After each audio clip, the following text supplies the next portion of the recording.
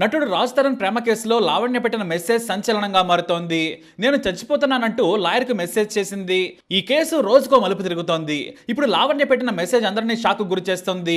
తాను చచ్చిపోతున్నానంటూ లాయర్ పోలీసులకు ఒకేసారి సమాచారం ఇచ్చిన లావణ్య టెన్షన్ పడ్డారు. ముందు లాయర్తో కేసు విషయంలో చాటింగ్ చేస్తూ తాను వెళ్ళిపోతున్నానంటూ మెసేజ్ చేసింది. రాజ్ తరుణ్ లేకుండా తాను జీవించలేనని మెసేజ్ చేసిన లావణ్య ఈ లోకం నుంచి వెళ్ళిపోతున్నానంటూ చెప్పుకొచ్చింది. ఆ మెసేజ్ చూసిన లాయర్ షాక్ అయ్యి వెంటనే పోలీసులకు సమాచారం ఇచ్చారు. మరోవైపు డైల్ 22 నుంచి కూడా నార్సింగ్ పోలీసులకు మరో సమాచారం వచ్చింది.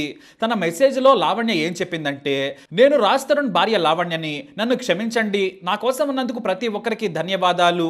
నేనేంటో తెలిసిన జనం నన్ను తప్పన్నారు, తెలియని మనుషులు నా కోసం సాయం చేశారు. రాజు లేని జీవితంలో నేను ఉండలేను, బ్రతకలేను, ఈ ప్రపంచంలో కూడా నేను ఉండను. నేను అన్నీ కోల్పోయాను. నేను వ్యవస్థను నమ్మాను, కానీ నేను విఫలమయ్యాను. నేను మోసపోయాను. మైండ్ గేమ్లు గాసిప్స్ తో విసిగిపోయాను. నేను ఇందులో గెలవకపోవచ్చు, కానీ ఎప్పటికీ దేవుడిని నమ్ముతున్నాను. నాకు ఇలా చేసిన వ్యక్తులను ఖచ్చితంగా దేవుడు చూస్తాడు. మస్తాన్ కేసు తర్వాత ప్రతిదీ ప్లాన్ తో భాగంగా నాతో ఆడుకున్నారు. నేను మాల్వి మల్హోత్రాని అభ్యర్థించి వేడుకున్నా పట్టించుకోలేదు. మాకు తినడానికి తిండి లేదు అని అడుక్కుంది అంటూ ఎంజాయ్ చేస్తూ ఉన్నారు. రాజ్ పేరెంట్స్ కూడా ఓ ముఖ్య కారణం. రాజ్ మారిపోయాడు. అతను నా చావు కోరుకున్నాడు. నా చావుకు మాల్వి మల్హోత్రా ప్రధాన కారణం. అలాగే నా కుటుంబ సభ్యులకు, దిలీప్ కళ్యాణ్కి, మీడియాకు నా హృదయపూర్వక క్షమాపణలు. నన్ను క్షమించండి అంటూ ఆమె మెసేజ్ చేశారు. అలాగే డైల్ 112కు ఫోన్ చేసిన లావణ్య తను చనిపోతున్నట్టు చెప్పారు. రాజ్ తరుణ్ లేని జీవితాన్ని ఊహించుకోలేనని అన్నారు.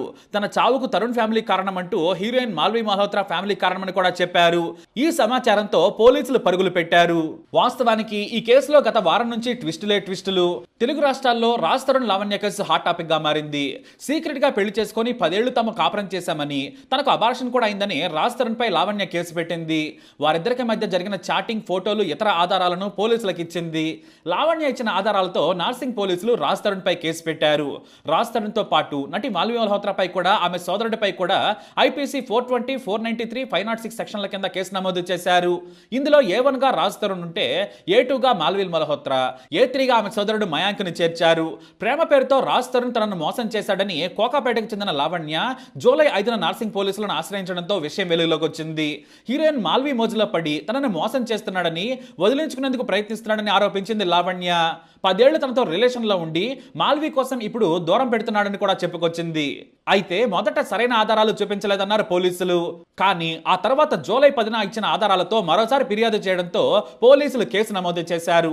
తనతో సహజనం చేసుకోవడమే కాకుండా 2014లో రహస్యంగా పెళ్లి చేసుకుని అబార్షన్ కూడా చేయించాడట రాజ్ తరుణ్. ఇదిలా ఉంటే లావణ్య పేరెంట్స్ మీడియా ముందుకొచ్చి కీలక విషయాలను వెల్లడించారు. లావణ్య, రాజ్ తరుణ్ రిలేషన్ గురించి మాకు తెలుసు. మా అమ్మాయి మీద ఉన్న విశ్వాసంతోనే రాజ్ తరుణ్ ని నమ్మాము.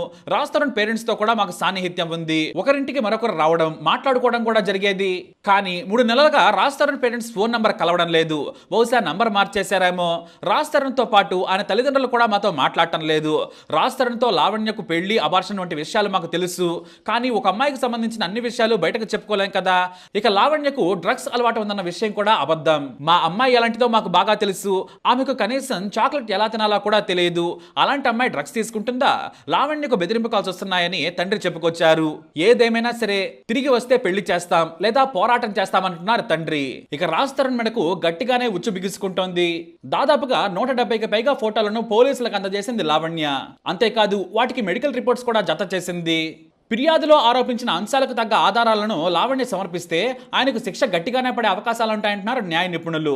అటు రాజ్ తరుణ్ సైతం లీగల్ గానే పోరాటం చేసేందుకు సిద్ధమయ్యాడు.